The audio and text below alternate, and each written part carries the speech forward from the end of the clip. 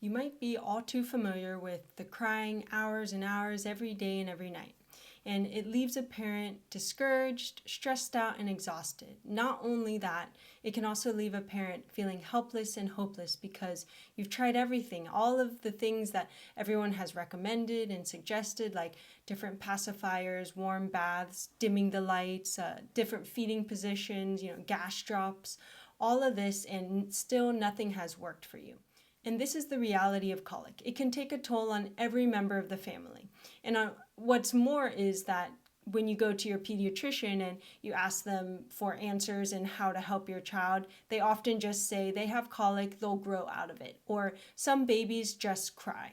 And this can be very disheartening for parents, very disheartening for the entire family, really. And so what this video is going to dive into is what causes colic, what you can do about colic, and go beyond the they'll grow out of it explanation. While many parents and even providers think that a child's root cause to the colic struggles that they're seeing comes from, things like food intolerances to dairy or gluten, the most common trigger that we see as neurologically focused pediatric chiropractors is that there is, time and again, birth trauma, birth interventions that really affect and impact things like the vagus nerve, the upper neck or brain stem area, where forceps, vacuum extraction, C-section, even manual assistance, all of that impact this upper neck region. And this is what's called subluxation. Now, if you haven't watched our subluxation video, we invite you to watch it after watching this one. It really dives and digs into what exactly is subluxation. Now, the good thing is that a trained PX doc and pediatric chiropractor can find the root cause, measure and locate the stress and subluxation with an incredible piece of technology called the Insight scans like this one.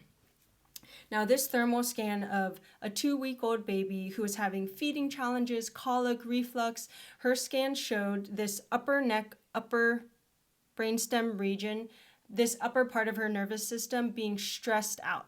And this area is most affected, as I said, from birth interventions, cord wrap, and things like that, which leaves a child stuck in this pattern of stress.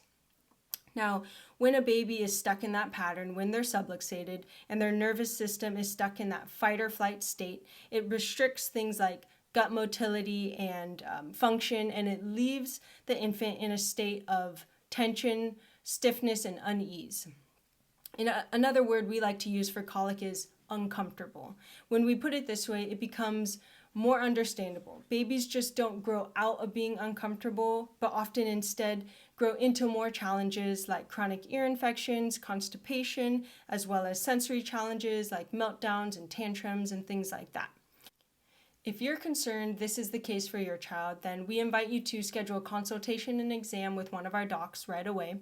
And if your mom or dad gut is telling you there's something more, my other children didn't struggle with this, and there's something deeper that I know that I can't figure out, but it's there, we invite you to check out our blog post about how pediatric chiropractic can help with colic and other things on our blog, because pediatric chiropractic restores ease and balance to a baby's neurophysiological system, which turns hours of crying and exhaustion to more restful sleep, easier feeds, better, more regular poop, and more regular bowel movements, and more smiles. And who doesn't want that for their child and their entire family? So if you learned something, please share this video. Please share this video with another mom or dad whose child is struggling with colic, and we'll see you on the next one.